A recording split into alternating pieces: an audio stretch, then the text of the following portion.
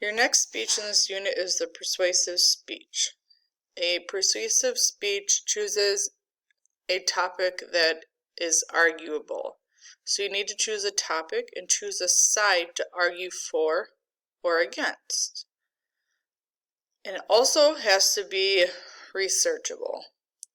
So you could choose, for example, a topic like immigration. So you could argue the benefits of immigration to any given society. You'd have to narrow it down for your speech, or the negative effects of immigration on a society. So I'm going to go through what you need to do and what I'm going to be looking for. So your idea development, you have to clearly state what your purpose is. Your focus has to have, so you have to have an introduction, a body, and a conclusion. And this will become more clear when we work on the outline step, what needs to go in each piece. So for the introduction, it's going to be different than what you're going to do within the body. Supporting details, you need to have your logical appeals, and these are going to come from researching your topic. So you have to find research, and these have to be credible and reliable sources. You also have to have emotional appeals.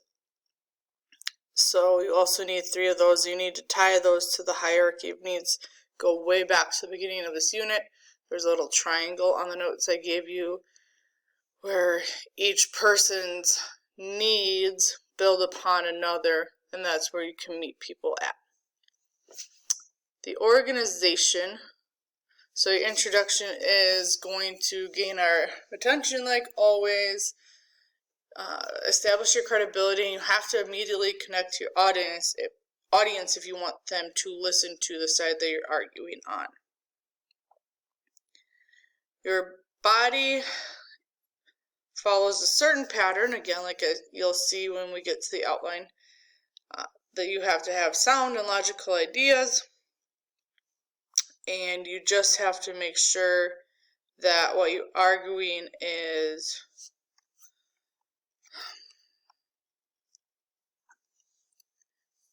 your next speech of this unit is a persuasive speech. The persuasive speech chooses a topic, and you have to argue the side, so it has to be an arguable topic. So you have to be for or against something. For example, you could choose a topic like immigration.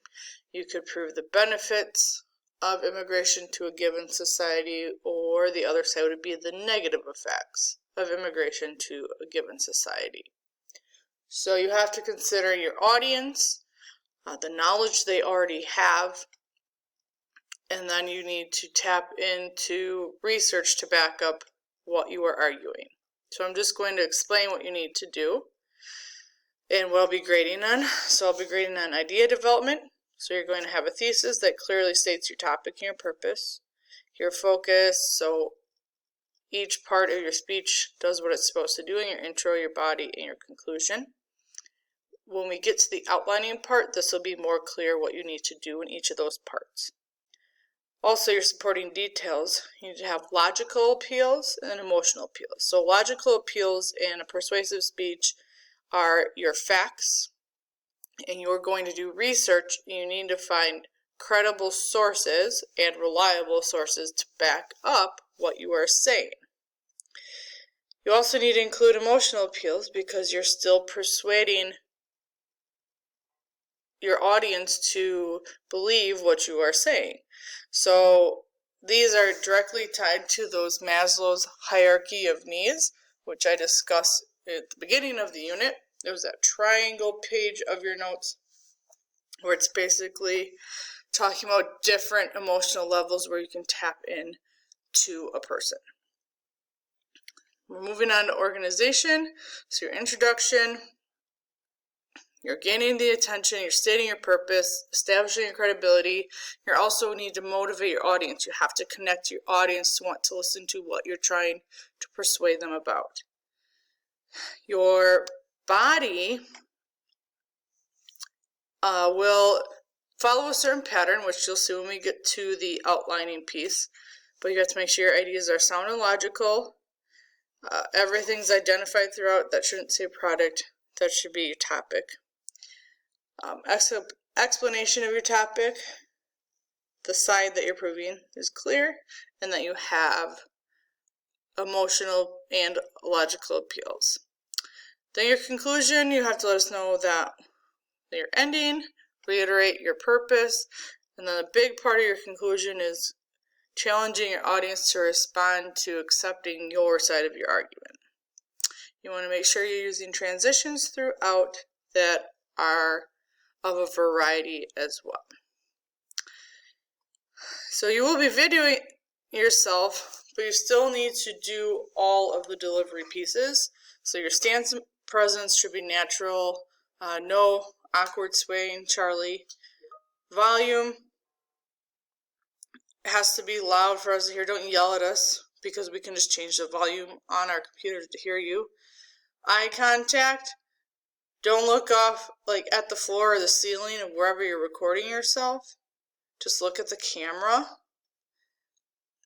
Variety.